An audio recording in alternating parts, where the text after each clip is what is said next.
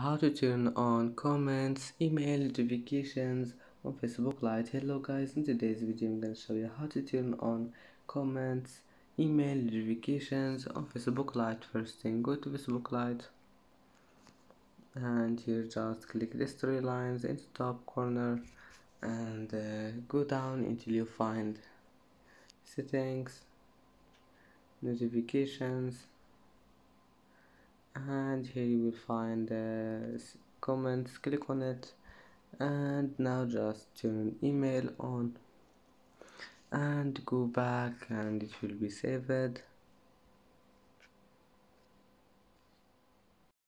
And that's it for today's video. If you like this video, please don't forget to like and don't forget to subscribe, and thank you for watching this video until the end, and now see you in the next video.